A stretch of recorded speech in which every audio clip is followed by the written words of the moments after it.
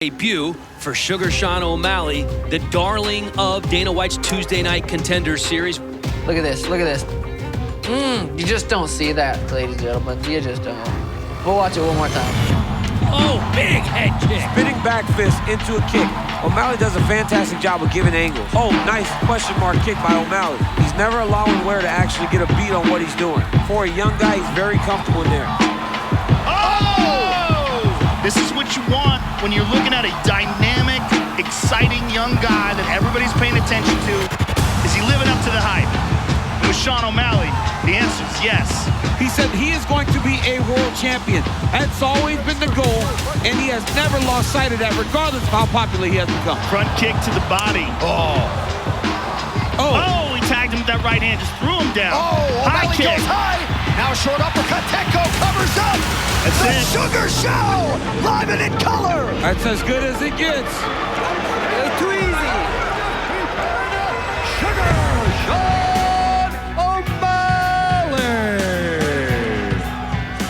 What I enjoy about MMA and the entire lifestyle of it right now is just like, we got a full day ahead of us. UFC countdowns here. I'm 25 years old and I have all these things that, you know, I never thought I could just afford. So when you were an amateur, what was your fight camp like? We fought multiple times a month. There was no such thing as a fight camp. I didn't know that was a thing. Right here, I have my Twitch studio, I have my YouTube studio, I have Danny, who's the best partner I could ask for. She's like a black belt. I like to compare things to jiu-jitsu, but she's like a black belt in hair. Been doing it for, what, 10 years? Yeah. I get to live such a sweet life. I look like I'm gonna go to church. Also, I just bought a cage. Sugar Sean is now well positioned to adjust his training camp to the times. With the help of his longtime coach and best friend from Montana, Tim Welch. Training camp's quite a bit different with COVID. So we found a used octagon in Vegas. Got a couple buddies that shipped it to this warehouse, set it up, and got it done in about 3 days. We have a specific group that we're working with, and we're just trying to get to the fights. We haven't missed any practices, and we've had somewhere to go. We've had training partners. Just keeping a small group and just trying to get to the fight. That's the biggest thing right now, is getting to the fight. Luckily for O'Malley, the UFC also has its own octagon, built in its apex to accommodate unprecedented times. One where O'Malley faced former WEC champion Eddie Wineland less than 2 months ago. I'm excited to see him take this step up. He seems ready for it mentally, physically. Let's see if he answers the call. Shout out to Dana, he's the man, and everyone that works at the UFC being able to keep putting on these fights. Ooh. And it was a big opportunity. I needed to go out there and perform. I wanted a viral knockout. The walk-up KO, the Sugar Show. Oh my goodness. And really opened the bantamweight division's eyes That might be the greatest walk-away KO we've ever seen. that there's another contender coming up. O'Malley's finishing ability is undeniable, but his next opponent brings creativity and durability that O'Malley has not yet faced. Well, Chito Vera has accrued a lot of UFC experience pretty quickly here. Now attacking with the armbar. He's got it. There's the tap. Marlon Vera has never been finished in his entire career. Instead, it's his adversaries who succumb to the pressure. Chito Vera has great striking. Beautiful body shot. Cripples Buren. He's got great submissions. He's a smart kid. Since entering the UFC at just 21 years of age, Vera has earned 9 victories with the promotion, finishing 8. And a lot of fighters, when they try to finish fights, they get tired. Oh, he dropped him. When I break them and I'm about to finish, I can see their face. They know they're not ready for that. That is it, Chito Vera. I want to hurt somebody. Doesn't matter how. Knockout, submission. I will do anything to win that fight. Get the kill shot, get the finish. That's something Chito Vera has been doing a lot more of as he's been on this winning streak.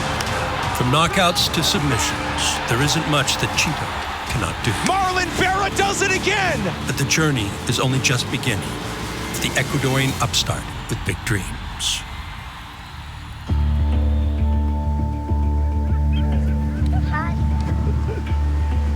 I moved here 4 years ago from Ecuador, and the last 4 years has been like the best for me because I've been training in America. I came for 1 year here by myself. I won a fight, and then with that money I was able to bring my family the following year. Ready, set, go! My family is happy, and that's my drive. Corre, Ana, corre, corre, corre! Good job. You know, I love fighting, but without having something that drives you, you're lost in life. Vainilla o chocolate, mi amor. You wanna come up, boy. Vanilla. Oh. Chocolate. Sí, tío. Oi. Marlon Vera takes guidance from veteran boxing coach Jason Perillo, who is world-renowned for the mental edge he instills in his pupils. What is the best takedown in MMA? What's the best takedown? Knockdown. Left hook. Left hook. I think the guys that make it to the top of the food chain start equaling out on the athletic ability. You know, that's when the wits come into play. Nice. That's sharp. What's most important to me with Cheetos is intelligence. He's a smart kid. Push, push, push. That jabbing all day. Take his right hand away. He studies the game more than anybody I've ever met. Push. He knows every fighter. Push.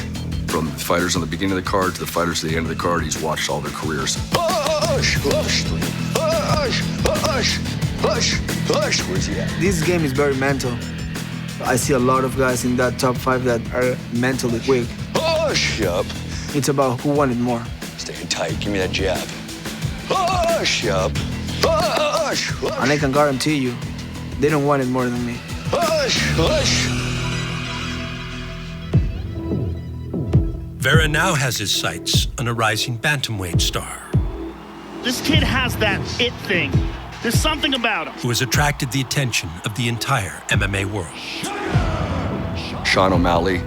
He's got a hype train going on, this kid. It's time to buy stock in Sugar Sean O'Malley. My goal as a coach, I know Cheeto's goal as a fighter, is to steal the thunder. Oh, beautiful knee. He's on the neck. He's got it. I have one person in mind, and I'm gonna him up. No need for judges once again.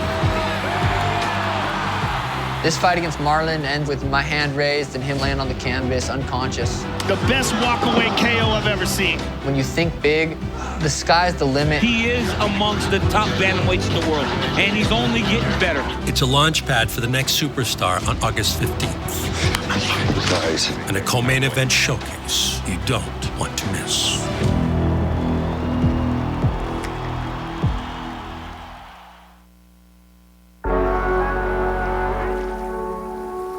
The South Florida sun shines bright for the many transplants it attracts, including a former UFC heavyweight champion from Brazil. Bento, look what I have here for you. Sit down over here. Sit down over here with Daddy. Let's play with this one. No other current UFC heavyweight has as many fights in the promotion as Junior Dos Santos. 2, 3, and... Oh! Maria, vem, papai. Oi. Who has balanced a loving nature outside of the octagon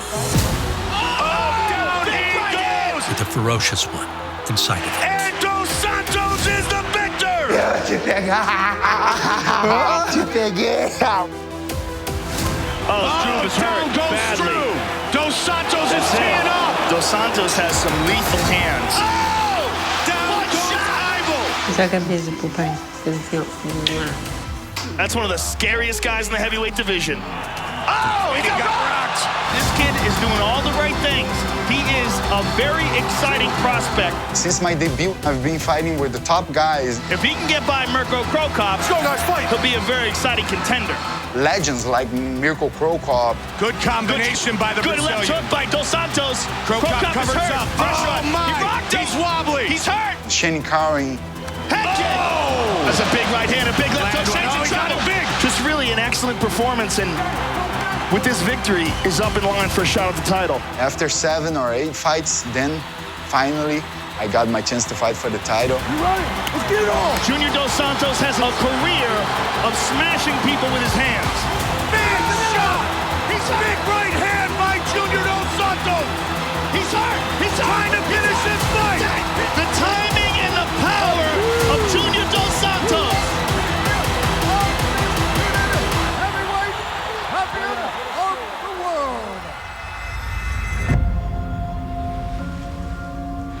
Velasquez trying to wrest the belt away from the man who took it from him 13 months ago. Big left hand there inside. Nice left to the body by Dos Santos. Dos Santos would eventually return the heavyweight belt to Cain Velasquez. This night belongs to the former champion, Cain Velasquez. After the pair concluded one of the most iconic trilogies in UFC history. Nice uppercut there by Dos Santos. And a right hand by Cain. There's an elbow. Nice short elbow by Junior. But the renowned staff at American Top Team welcomed Dos Santos with open arms for his quest to reclaim the title. JDS a legend in this business. He's been around forever. You don't find a lot of heavyweights that have those number of fights. He's still healthy, still moves good, still dangerous as hell. He's gonna kill or be killed. That's just the way the guy lives and breathes and the mentality he takes into every fight. You cannot effectively tell the history of the UFC heavyweight division without coming across the name Junior Dos Santos. His accuracy, his power. Oh, huge shot for Dos Santos. And his confidence are off the charts. He is fast, he's patient, very technical, outstanding kicks and counters. Another big right thrown by Dos Santos and lands. Whoa! Oh, that wobbled even off. You can teach someone to punch correctly, but power is something that nature bestows upon people. Tuivasa went down! Junior Dos Santos is a perfect example of it. I've been on top of this division for all this time. Oh! Big right from Sagano! Stop! And it's not gonna take too long for me to be fighting for the title again.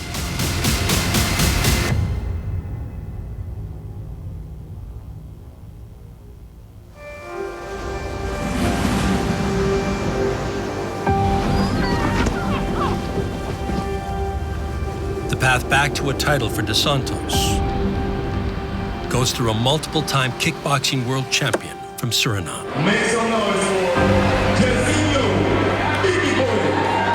And Jairzinho Rozenstruik proudly represents his nation. The first fighter from Suriname to fight in the UFC. As a member of the UFC heavyweight top 10. He believes he can open a lot of doors in his part of the world and really kind of make mixed martial arts a big sport from where he's from.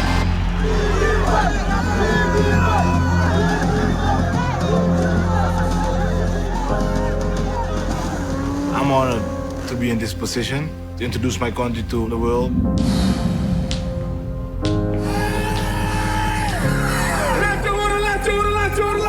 Everybody look up to me.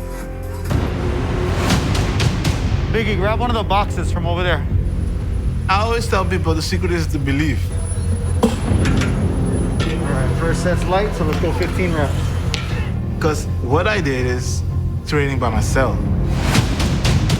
Attaboy, explode up, touch, explode. Slow down, boom. Now we're gonna do our jumps. Let's see, what I'm gonna do today. I'm gonna do 3 mile running. Take my shoes, park my car, take a 3 mile running, go back home, and then chill with friends. You can see how light he is for 250. People are going to pay attention and watch this guy. People want to see knockouts, and that's what he delivers. Inside the octagon, each of Rozenstruik's victories have ended by knockout. He's sleeping, guys. That's heavy, heavy power. But it's not just a clear kickboxing advantage. Hard work pays off, and that's the result. That makes the man they call Biggie so dangerous. Oh! He becomes the first man in nearly 3 years to put away the former heavyweight champion, Andrei Arlovski. What separates Biggie from other athletes, especially big guys, is his stamina. No matter how hard I push him, he's got more in the tank. You're not going to find a lot of heavyweights that can last 5 rounds with the power that Biggie has. I did not think there was any chance that we'd be in the 5th round with these 2 dudes. Come on, Biggie boy, let's go. Alistair looks fatigued. He looks exhausted now. All right, final rounds, and let's go. Rozenstruik has thrown more strikes. Oh my God! Rozenstruik finally gets it done late. Has the tools, ability, and skills to be a heavyweight champion. Don't need too much, 1 shot. Let's go, Biggie boy. To one day be a champ, Rozenstruik must beat a champ. and former King Jr. de Santos awaits on August 15th. I don't underestimate Junior, but it's all business. I have to win this fight. It's gonna be good for people to watch this fight. Two strikers that hit very hard. Junior dos Santos by knockout! Wow! Somebody's gonna get knocked out. I really believe that. Time is now, biggie boy. UFC 252 rolls on with rising star Sean O'Malley. This kid has that it thing. The Sugar Show, live and in color. Facing Marlon Vera. Marlon Vera does it again. 5 straight wins, 5 straight finishes. And heavyweight champ Stipe Miocic. Stipe Miocic set a new standard for this division. Battling Daniel Cormier for the 3rd time. Daniel Cormier believes without a shadow of a doubt that he is the superior mixed martial arts athlete. It all goes down at the UFC Apex in Las Vegas.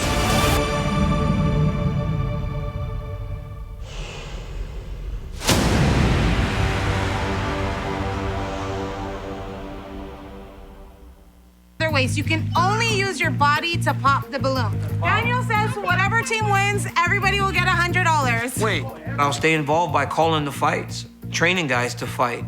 Mark, get set, go there. And I get to spend more time with my children. Go, Thiago, get it, break it. Break it, Thiago.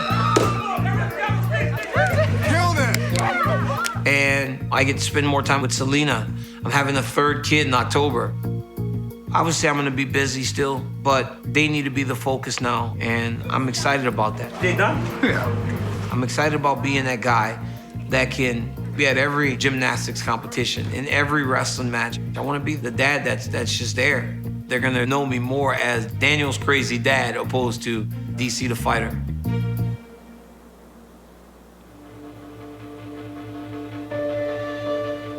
Although Cormier's final training camp will be unlike any he has ever had before. It includes members who have guided Cormier since day one. And this tight-knit group savors the conclusion of a Hall of Fame journey. When will we meet again, or when will we be as a team again? Probably never. It's sad for us coaches, you know, but I mean, this is what we do. We sign up to train these guys to become elite fighters, and you know, there's gonna be a time where you gotta let go of them. We had a good run, but we'll get that sweet moment, you know, where we get his hand raised and it's a champ again, and just go right off into the sunset. Most of our great champions don't end on top, and if last fight would have been it for me. Disappointing result for the Gilroy High School wrestling coach. I would have been just like the rest of them. But there's unfinished business. Stipe Miocic is my biggest rival. And this fight determines the greatest heavyweight the UFC's ever had. This fight's for legacy. This fight's for everything. I have to win this fight. He goes back to the drawing board, or does he? Who knows? I think the question is really, does DC have a shot at winning another title? And if not, does he want to keep fighting? If Daniel Cormier and Stipe Miocic never fought again, they would forever be remembered as two of the best to ever compete. But Cormier, the former double champion, Daniel Cormier has done it! and Miocic, owner of the heavyweight title defense record, The first man to defend the heavyweight title 3 times. have this opportunity to achieve iconic status on August 15th. The way he won and the way he beat Stipe in the first fight, that is as clean as it gets. They stand at 1-1. Oh, DC in a world of trouble, he is down! Set to prove once and for all who is best. 5 victories in world championship heavyweight fights.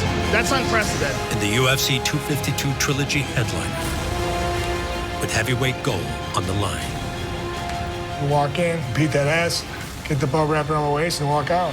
Once again, the heavyweight division belongs to him. The Daniel Cormier is extremely fast. He just feels stronger. He hits harder. This fight is history. This fight is to figure out who is the baddest man on the planet. August 15th, you hear and new again.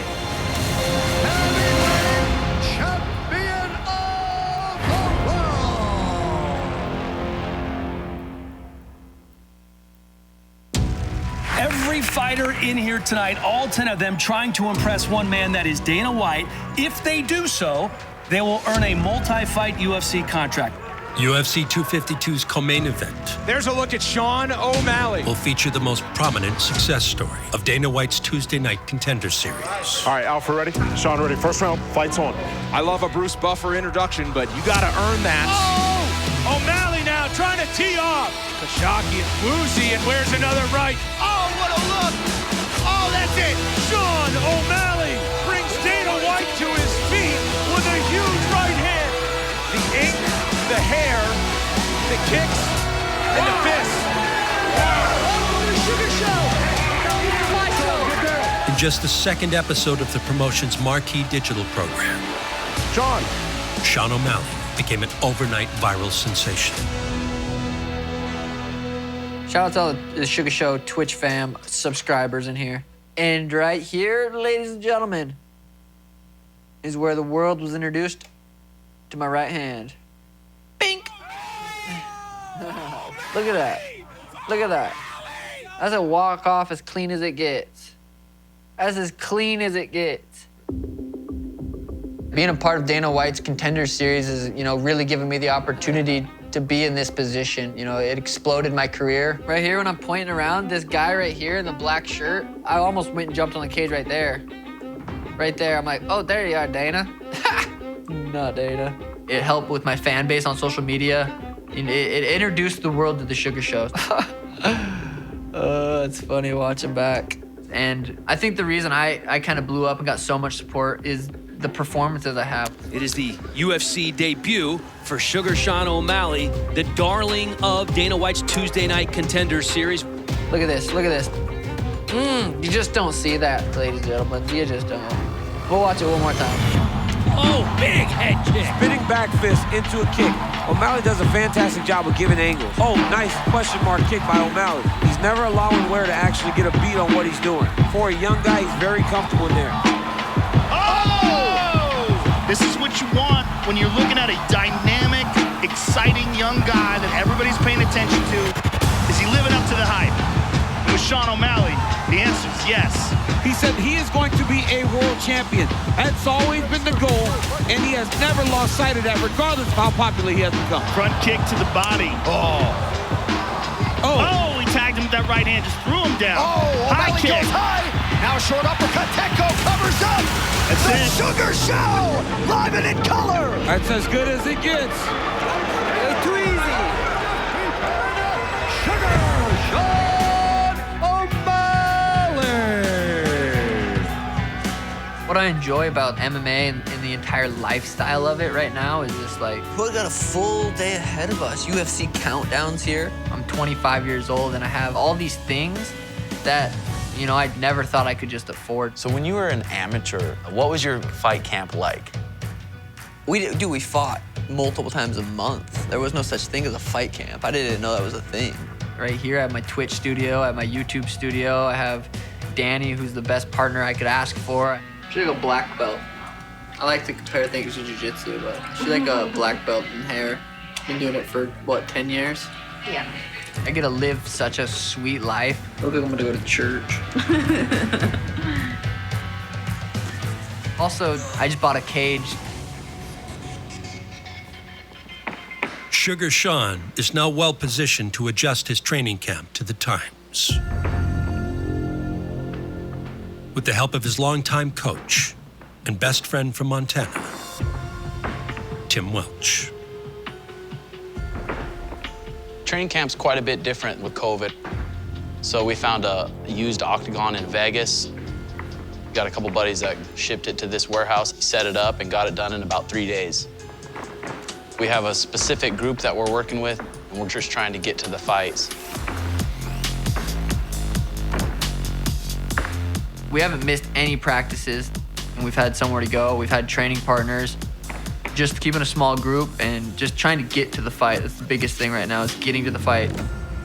Luckily for O'Malley, the UFC also has its own octagon, built in its apex to accommodate unprecedented times.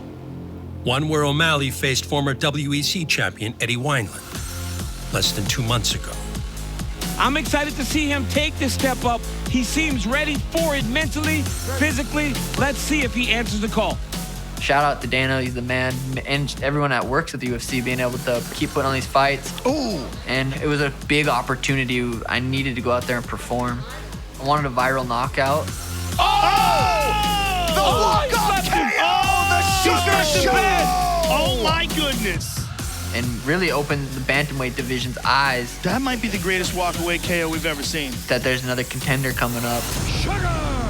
O'Malley's finishing ability is undeniable, but his next opponent brings creativity and durability that O'Malley has not yet faced. Well, Chito Vera has accrued a lot of UFC experience pretty quickly here. Now attacking with the armbar. He's got it. There's the tap. Marlon Vera has never been finished in his entire career.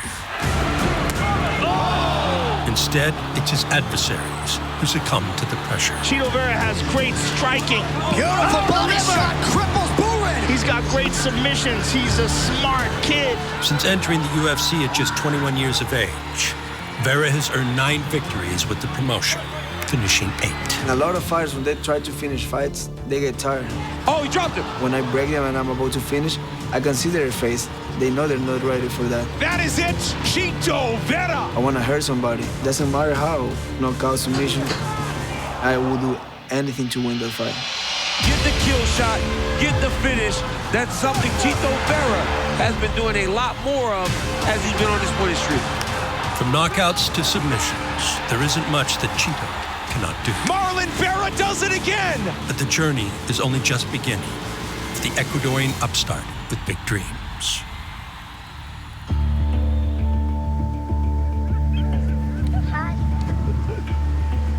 I moved here 4 years ago from Ecuador, and the last 4 years has been like the best for me because I've been training in America. I came for 1 year here by myself. I won a fight, and then with that money I was able to bring my family the following year. Ready, set, go! My family is happy, and that's my drive. Corre, corre, corre, corre! Good job. You know, I love fighting, but without having something that drives you, you're lost in life. Vainilla o chocolate, mi amor. Wanna come up, boy. Vainilla. Oh. Chocolate. Sí, tío Juan. Oi. Marlon Vera takes guidance from veteran boxing coach Jason Perillo, who is world-renowned for the mental edge he instills in his pupils. What is the best takedown in MMA? What's the best takedown? Knockdown.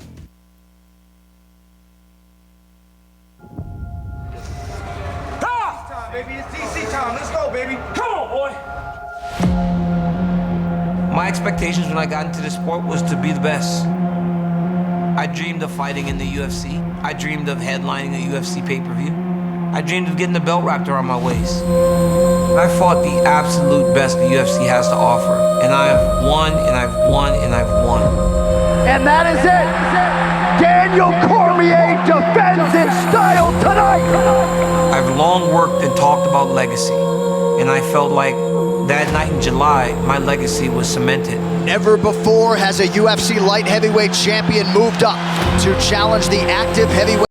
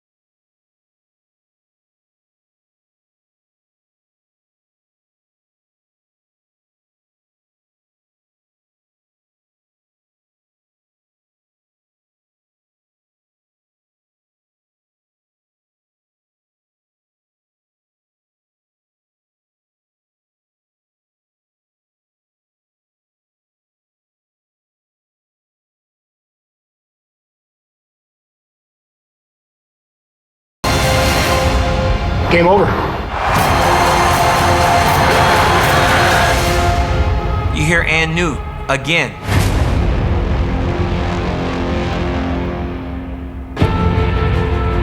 Welcome to the UFC 252 press conference inside the UFC Apex in Las Vegas, Nevada. Saturday night, the trilogy is settled to determine the greatest heavyweight fighter of all time.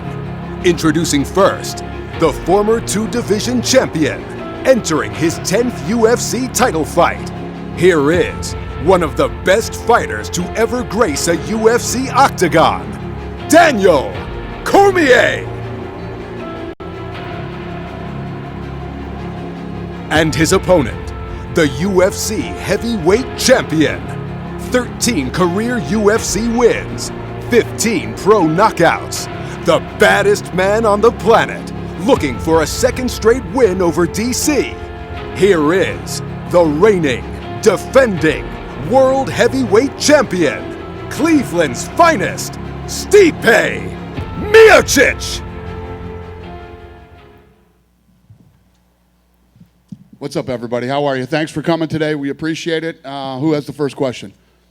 Kevin.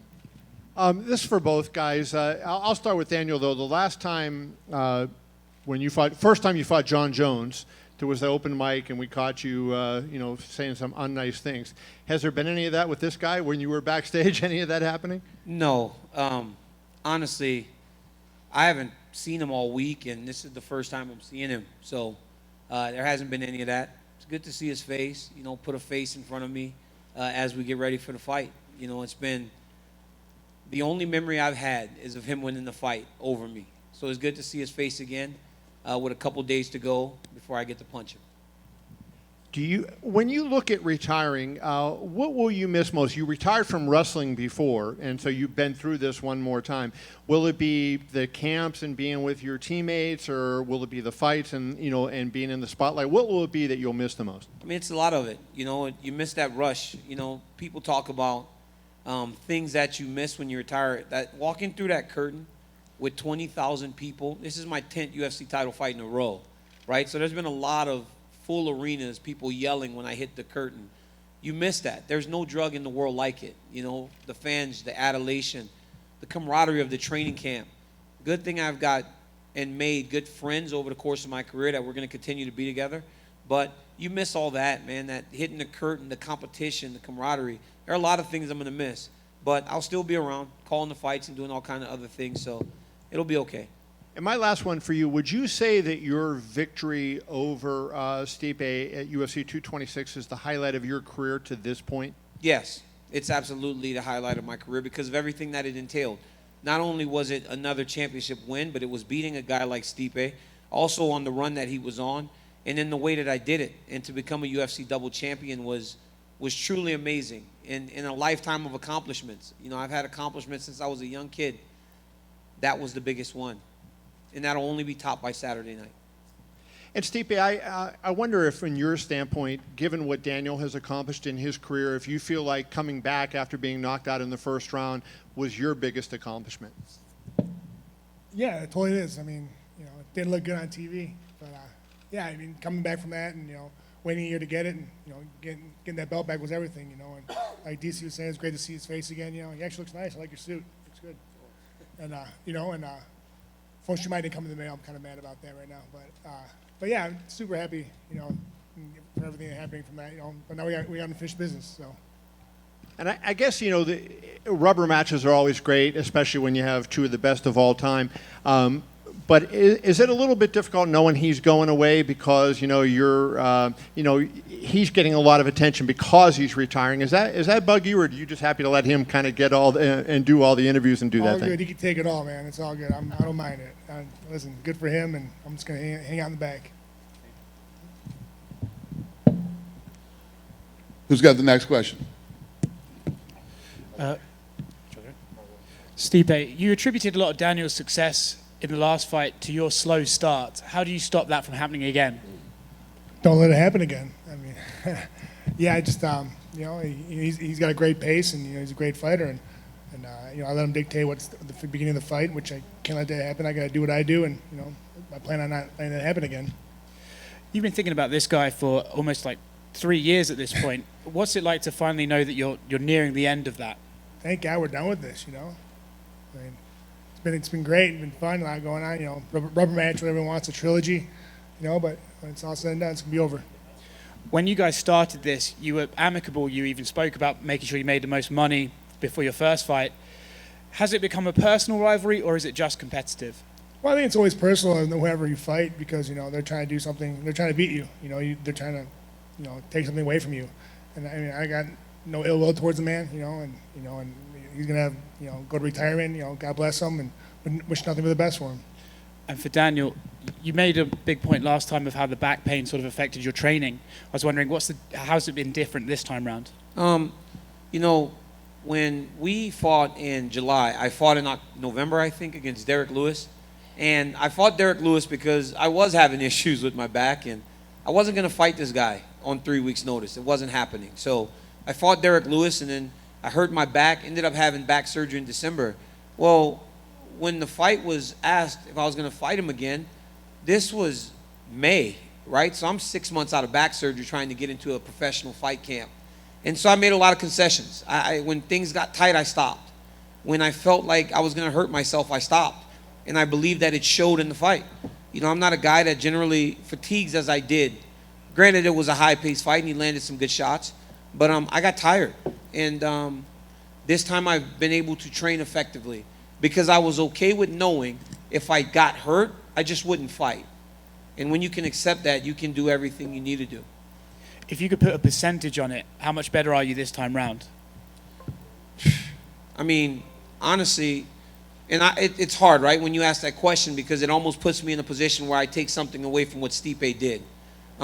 He won the fight, he took the damage, and he did what he had to do. But I feel much better. I feel much better today than I did last year.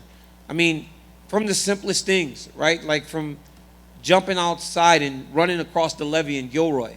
Those are things that I couldn't do. Lifting weights, those are things that I couldn't do before the last camp because it just affected me physically too much. But I wanted to fight, and honestly, part of the reason was because I understood that the dude did deserve a rematch after doing all that he has done. But in hindsight, I probably would have waited a little bit. Last one for me. If you win on Saturday and walk away as the world heavyweight champion, is that the greatest exit we've seen in mixed martial arts to date? In mixed martial arts, yes. But then I think it puts you right alongside the greatest sports athletes of all time. Michael Jordan won with the Bulls when they beat the Jazz. Unfortunately, he came back. I won't come back. Peyton Manning won a Super Bowl in his last season. It would put me in that type of sphere with some of the greatest athletes that have ever competed across any sport. So when I win on Saturday, I will retire in that way. Hey guys, Jim Greasehopper, cage side seat. DC, just to follow up on that, with all due respect, how important is it for you to go out on top from the standpoint of not only getting the belt back, you talked about fighting your fight, but as you get set to retire, DC all-time great light heavyweight, but John Jones, DC all-time great heavyweight, but Stipe. How much is it to avoid that sting of having that twice with this that fight? would be, I'm a guy with a big ego, and that would suck. I mean, I got to be honest, to think that there would be two guys in my career that were just better than me, and I had multiple chances to beat them, and I didn't get it done. Yeah, it would suck, but, Dana didn't just go, hey, DC, I love you, you're a great guy, fight for all these championships. I earned these opportunities, right? So all these tough guys that I fight, again, 10 title fights in a row, that's all earned. It's not because they like me. These guys aren't my friends to the point that they just give me championship fights. I train, I fight, and I win.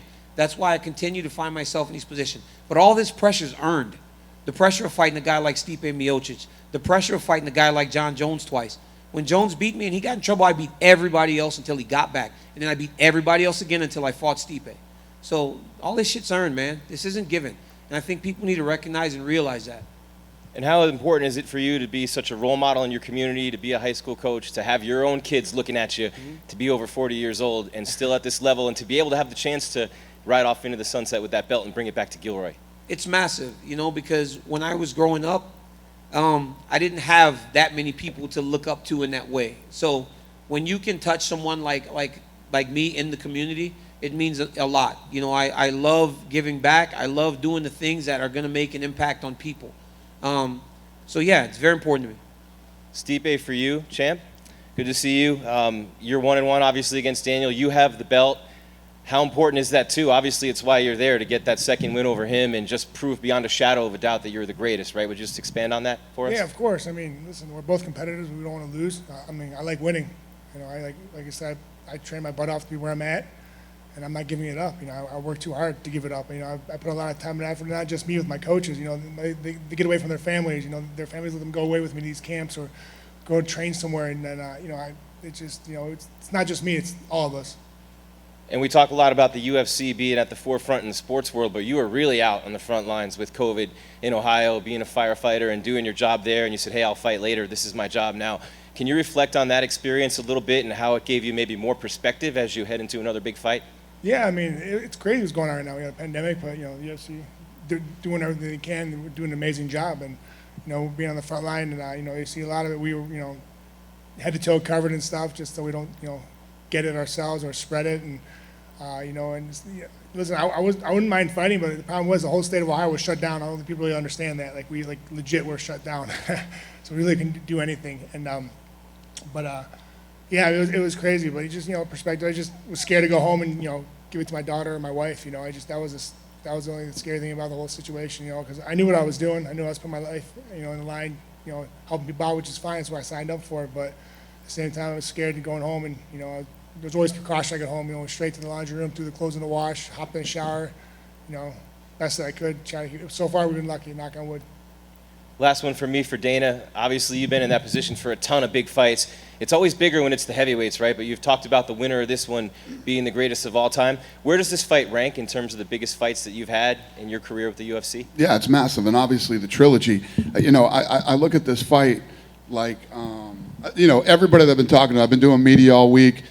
I just got off an hour and 15-minute call with Rogan, who's losing his mind. You know, me and Rogan geek out before these fights all the time, and this one is one of those. I'd have to call this the best trilogy, especially because of the first two fights. First two fights. You don't see heavyweights go at it the way that these two have in the first two fights, and the result. You know, Cormier, you know, catches him with that shot in the first fight and knocks him out, and in the second fight, you know, Cormier comes out and was lighting Stipe up with some big shots, hurting him. He goes back to the corner, and they make some adjustments. You see that shit in like the movies and with really, really great fighters, where you go back and make a couple adjustments in the corner and come out and do what Stipe did in the second fight. Both of these guys are super aggressive. They're both incredible athletes. They're two of the best ever. And Saturday you find out who's the best heavyweight of all time. It doesn't get any better than this. It's the best.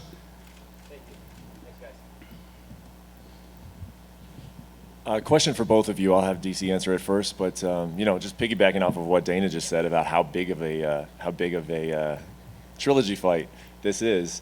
You guys were just waiting in there before you walked up on the podium. What did anything go through your mind looking at that octagon and knowing that it was going to be in an empty arena and that this big fight, and you know, DC, your last fight is I mean, obviously there's nothing we can do about it as a pandemic, but that's where it'll be taking place and not an arena like you're used to. You know, I didn't really think about it. Like I said, it was just good to see his face, put a face in front of me. You know, be in the area of the guy. You know, I'm not overthinking all this. You know, like, oh, it's a small octagon or it's in front of no fans. I just want to fight. You know, I just want to fight. It's been a year. I just want to fight, and I'm excited to fight this guy. That's the guy I want to fight, and I'm excited that it's finally about to happen. Stipe, anything go through your mind, or did you talk about it with your coaches at all, just kind of sitting there next to that octagon? Yeah, it's probably the first time in my whole career where someone's not going to tell me I suck or, you know, anything like that. You know, it's going to be like quiet, so it's going to be kind of nice, and yeah, I don't mind that. But yeah, listen, I'm here to fight. That's what I love to do.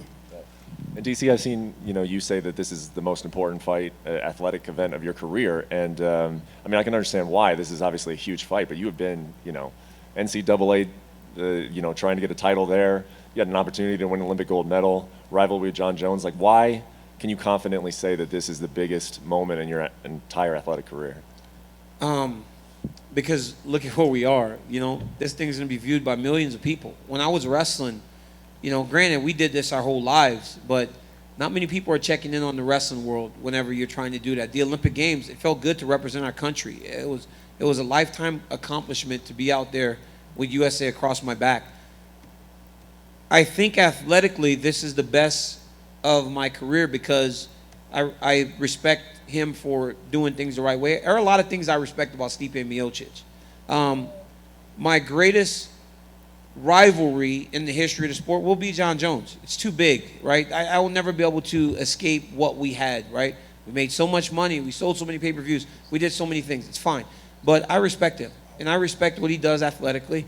And that's why this is the biggest fight. And it's for the heavyweight championship of the world. I know 205 has been the UFC glamour division. No, it's the heavyweights. It's the baddest man on the planet. And this guy beat me last time, right? And that motivates you to do something special afterwards. I know you said this is your last fight, but how long do you think you could do this? Like, if you were in a position where, like, the UFC was like, you know, just defend the title once every year, how long could you do it? That's why it's crazy, right? Because before, these guys used to call me, and this is partly why, you know, people say I have a great relationship with the UFC. They call me 6 weeks, would you fight Dan Henderson? Okay, I'll fight Dan Henderson, but I'm 35 at the time. Right, I'm 36 years old. Hey, you want to fight this guy? Oh, Patrick Cummins is coming last week. He worked at Starbucks. You were going to fight Rashad Evans. Are you good to stay? Yeah, sure, I'll stay. I'll fight him, whatever. DC, John Jones, you're going to fight Anderson Silva in 2 days. Okay, sure, I'll fight him, right? That's why the relationship was built. But when they would call me 5 weeks and I'm 243 pounds and I can get to 205, that doesn't happen anymore. I need 13, 14 weeks. And the way I felt during this training camp, I understand that you just can't extend it and extend it and extend it. And today, right, and on Saturday, I'm the best in the world. But what if I'm not after Saturday? Great champions always have one good night, and then they tempt fate. I'm not willing to do that. And then one for Stipe, you've done very well in rematches. You know, you've had an opportunity to avenge 2 losses, and you won by knockout in both cases. Do you think that you have like an advantage? You're in your team? Do you think you have an advantage when there's a familiarity there with you and your opponent? Yeah, I think so. I think you know, there's a lot of things we did wrong in the last fight, last 2 fights. You know, we just go off that, watch the film, see what we did wrong, and how to make ourselves work on our weaknesses, and just like his camp did, work on the weaknesses I have, and work on his weaknesses to make them better. So, I mean, yeah, listen, it's gonna be a hell of a fight Saturday. I'll tell you that right now. It's gonna be awesome.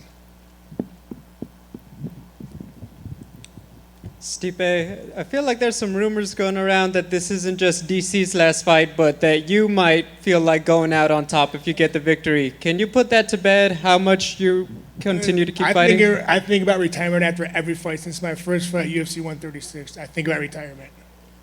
Do you think about it anymore lately? No, it's just the same old, like, I just, I love what I do. Like, the minute I'm not having fun and it acts like a job, I'm out.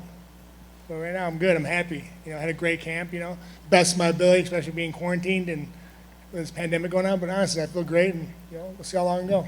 I don't know about 40, but God bless DC, but I don't know about that, but, I mean, a little bit longer. After Saturday night, you're obviously going to be right up there. You know that there are guys coming, and Ngannou, Curtis Blades. I mean, are you excited to take on this new wave of contenders, or is it more just, when it's time to clock in for work again, I will? Yeah, exactly. My focus is on Saturday. That's all I care about. There's a lot of good guys coming up. It's great to see the division getting stronger. But right now, Saturday is my main objective. Question for DC. We've been hearing about for years from Javier Mendez and Bob Cook these legendary matches in the gym. You versus Kane. You're training with Luke Rockhold. This is your last dance. Can one of you guys finally drop those videos on YouTube? No, I don't want you guys seeing me getting beat up all the time. Still to this day, Cain Velasquez is the toughest guy I've ever fought or trained with. He's just really good. And I believe that's part of the reason I've been so prepared to do great things, because I have great partners. But you will not see the sparring footage because I don't want people to watch me get beat all the time. I mean, I got 3 videos floating around the world of me losing right now, and that's too much for me to deal with. Finally, when you came in at AKA, obviously they had the old guard with Josh Koscheck, Fitch, and Swick. Then it was the new guys, you, Kane, Rockhold winning belts. What does it mean to you to have, just continued that legacy at AKA? And now, obviously, it's going to still keep going with Khabib. Oh, it's great. It's great. There have been a lot of camps that have been around for a really long time. And Koscheck, Fitch, they all fought for titles. But then Kane, myself, Luke, and Habib now, we all took the next step. So seeing it so close allows people to realize, the athletes in our gym, that it's possible. You know, we always talk about, we were the kings of the American Kickboxing Academy. We all got to the top of the world. We all wore UFC championships. What gym can say that guys went in there with no skill outside of maybe wrestling and became champions? I mean, his gym, but it's only Stipe, right? Not people that moved in. Habib's the closest one to moving in, and he might have had one UFC fight when he got here. And he's the most dominant champion in the world now. So, yeah, we're very proud of our team, and, you know, we're extremely proud of Habib. Final one for me, for Dana. You've had some pretty epic heavyweight title fights over the years. Brock Lesnar and Kane was a big deal. Kane versus JDS, the trilogy. What makes Stipe versus DC different? Well, obviously the trilogy. You know, the trilogy, the fact that they're two of the greatest heavyweights ever, and Saturday will determine who is the greatest heavyweight of all time. I mean, it's intriguing, it's exciting. The heavyweight, when you have a heavyweight champion and you know, an adversary like these two have, you know, it's what everybody hopes for in the heavyweight division. Plus, when you have two guys like this, you don't have one of those lazy, boring, sloppy heavyweight fights. These guys are in great. I mean, look at how lean Stipe looks for this fight, and look at the shape he's in right now. And they're talking about their ages. You know, when you see guys that are this age, still in professional sports and still at the top of their game and in the shape that they're both in right now, I mean, I don't have to tell anybody in this room or anybody watching what kind of a fight you can expect on Saturday night. These guys are action-packed, lots of punches, lots of, you know, these guys try to finish. It's everything you could possibly want in a heavyweight championship fight. It's perfect. Over here, Kendrick Johnson, MMA Power Hour. This question for DC.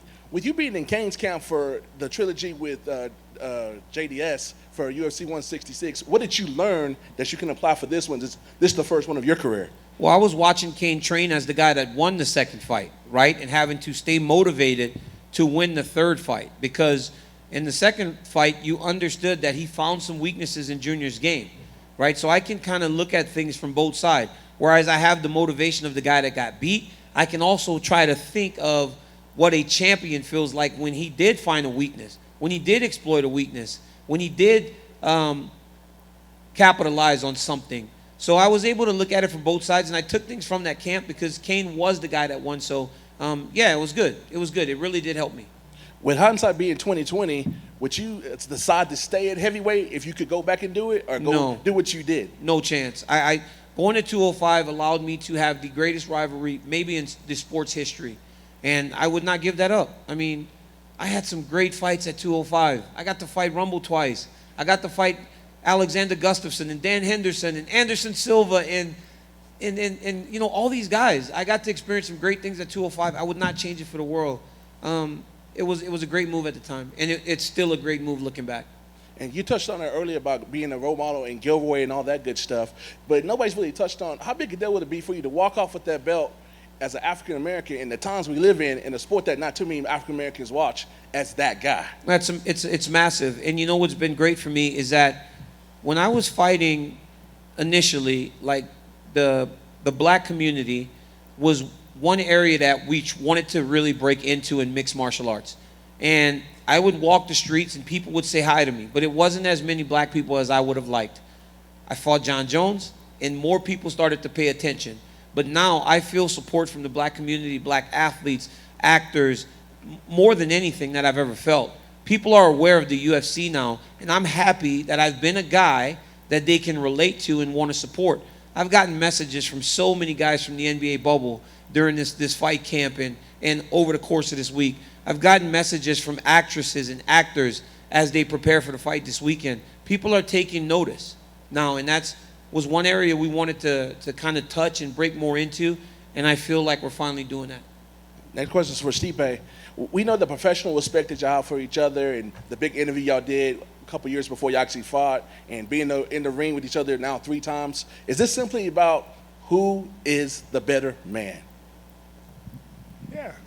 Yeah, who's a better man? I mean, listen, like I said, I wish him nothing the best, you know, after his retirement. But like listen, I'm here to win, you know, and we're both competitors. We're out there and give it all we got, but, you know, I'm walking out with that belt still wrapped around my waist.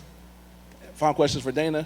Whoever wins on Saturday, will they be on your Mount Rushmore permanently? Does they secure a spot on the Mount Rushmore of MMA guys with all the guys and all the great fighters we've seen? Whoever wins this fight, will they bring that in your opinion? Yeah, it's hard. When people ask me the Mount Rushmore, I always think about the older guys, because when you think about the Mount Rushmore, I mean, it's guys from, 100 years ago or more.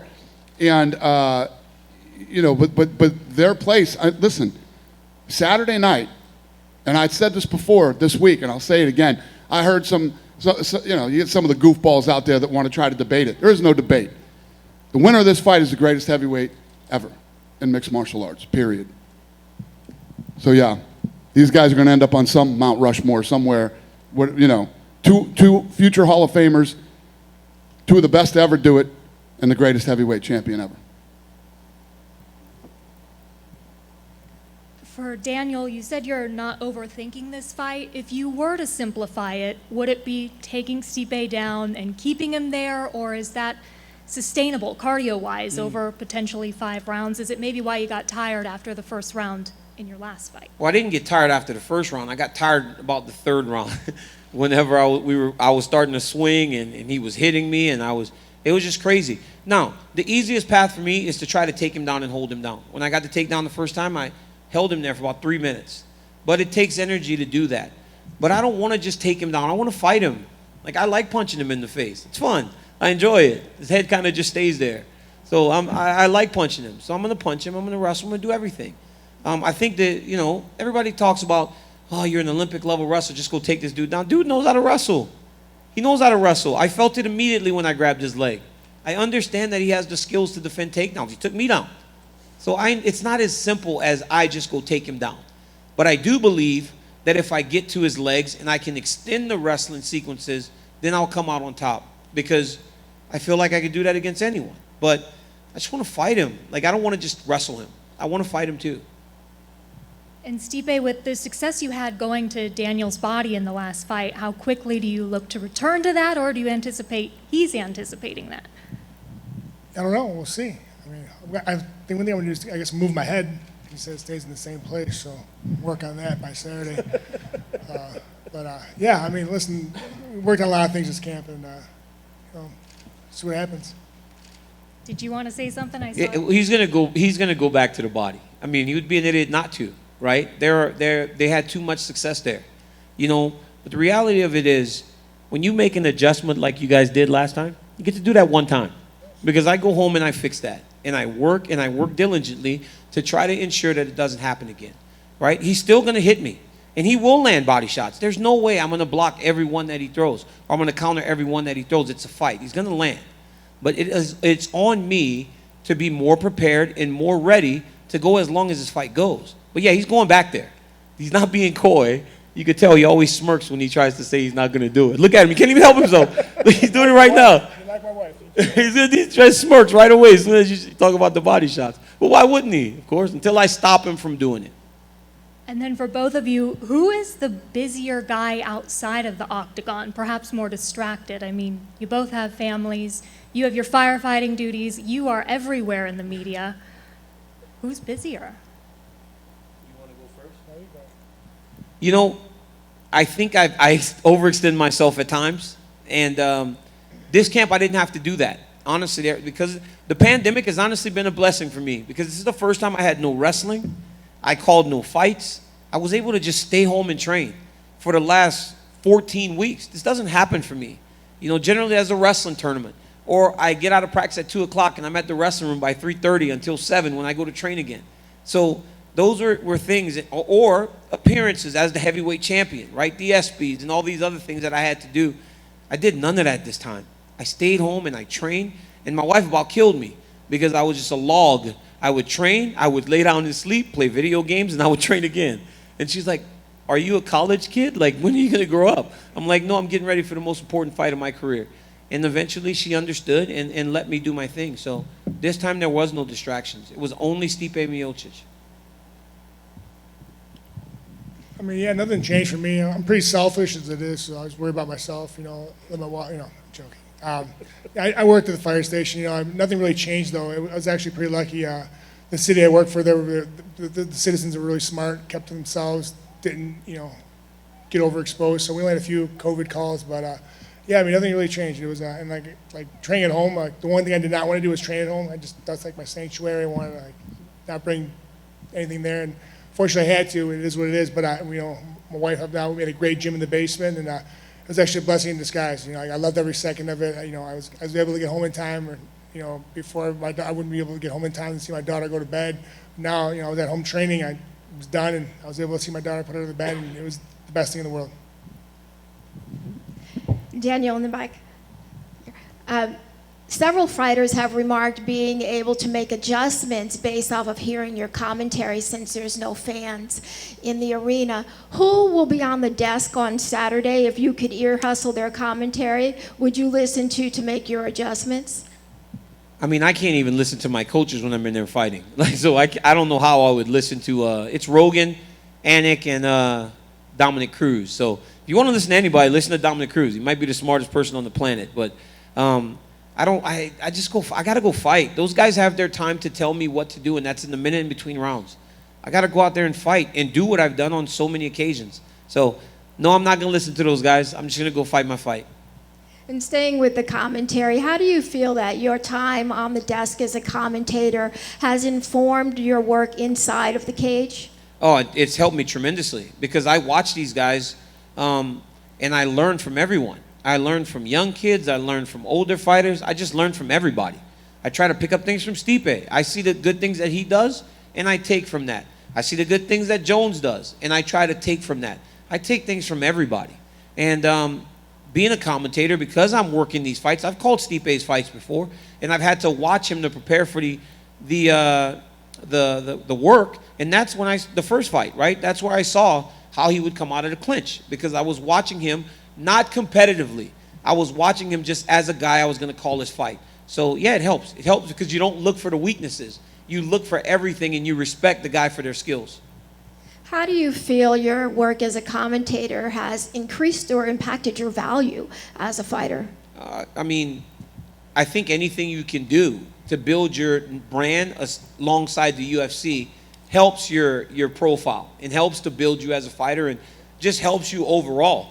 So me being at the commentary desk for all the biggest fights, that's massive for me. That's massive for me in terms of recognition, because when you see a Gilbert Burns go out there and dominate in the way that he did here, or me and Joe and John Anik being the only show in town in Jacksonville, when Justin Gaethje had that unbelievable performance, my profile raised tenfold because there were no sports going on in the world.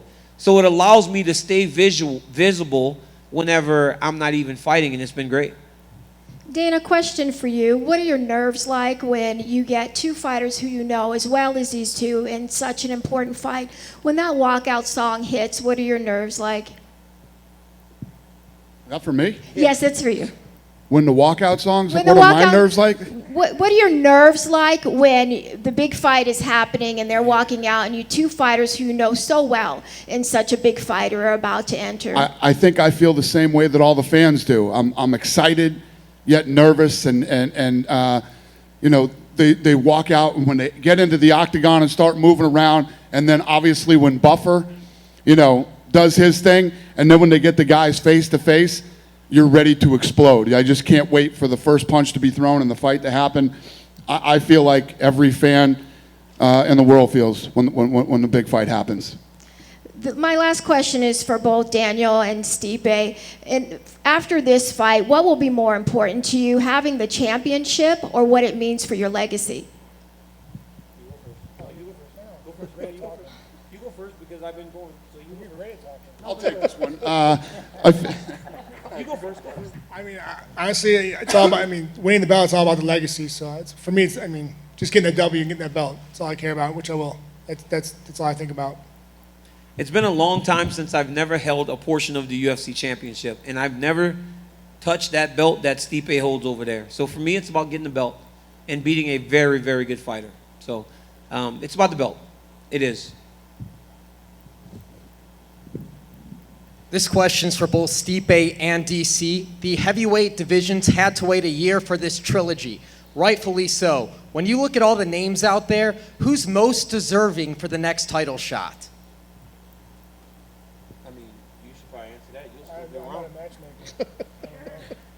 I mean, there's a lot of guys. I mean, Ngannou's looking great. Blades. I mean, yeah, I don't know. It's what the UFC wants. I fight. I'm not a matchmaker.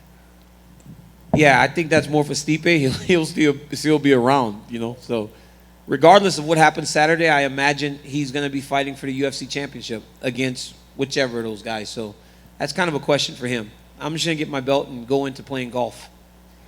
Final question will be for Stipe because he'll be fighting. Has the fire department made you wear the championship belt while you've been cleaning toilets over this past year still? No, just that one time. Savages. Not really happy about that situation. Thank you for bringing that up. Fair enough. But yeah, they'll probably make you do it again. So it is what it is. Stipe, you were just asked about legacy, but and you kind of said the belt's more important than that. But do you think about ahead, like what you want to leave, like what you want to have people remember you by when you're done? Yeah, for sure, definitely legacy. But it's more for my daughter. If we had more kids, I wanted to show them that hard work pays off. Show them that I put my effort into something and good things happen, and get what's yours and do what you want. And I just want her to be like, hey, my dad did pretty cool things, and just know I did it for her, and just that's all I care about. And a lot of analysts have said the smaller cage is an advantage for DC. Would you disagree with that? I guess so. I mean, everyone's been saying it, so I guess it's an advantage for him. Did that factor into your game planning or your No, I train in a cage like that all the time. Okay. So. And for DC, the same question. I mean, do you think it is an advantage for you?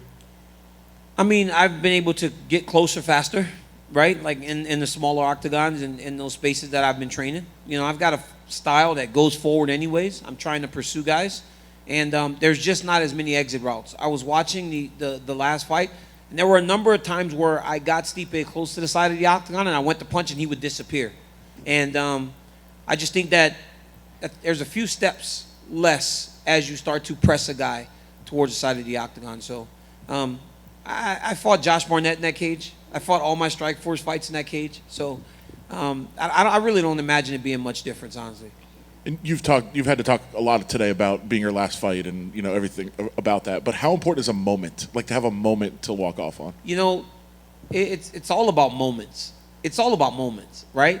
The moment when you win your first title, the moment that you win both titles and you're sitting atop the cage and the fan adulation. Those things are important. But this moment, I believe, will be bigger than any of them. You don't get to bask in all the people screaming, but you get to fight in that environment right there, in that cage, with just that small amount of people, and they can hear the punches. We hit each other a lot last fight. Could you imagine what you're going to hear Saturday night when we're punching each other? It's going to be fantastic. I mean, I can't wait for it. And along those same lines, like I guess the downside of having a moment is that you're like, oh, I could do this again. And you've had that. And that's the problem, right? With most athletes, when you do that, you feel like, oh, I'm the best in the world. Because again, most guys in my position, when they're talking about being done, they're on the prelim somewhere, or they're there for some young guy to beat, right, and elevate himself off of their name. That's not me. I'm fighting to be the best in the world. So on Saturday when I win, I'm the best in the world. But you got to be comfortable walking away as the best in the world, or eventually you're going to end up on the prelims for somebody to beat you and build off of your name. It's just the way the game works. And then the last thing is you were talking about the body shots and preparing. Is there a way to prepare to take them, or you just have to prepare not to get hit with them? You watch a lot of boxing. You watch a lot of boxing, and when the tall guy throws that lead body shot, there are a number of shots open and available to counter with. So that's what I've been really doing, a lot. And I try to think that I'm a smart guy, and on Saturday, hopefully, I can pretend to be smart again when he tries to go to the body, because when the tall guy changes levels to go to the body, there are some openings, and I'm hoping to exploit those. Thank you, guys. We appreciate it. We're going to get this stuff out of here and square these guys off.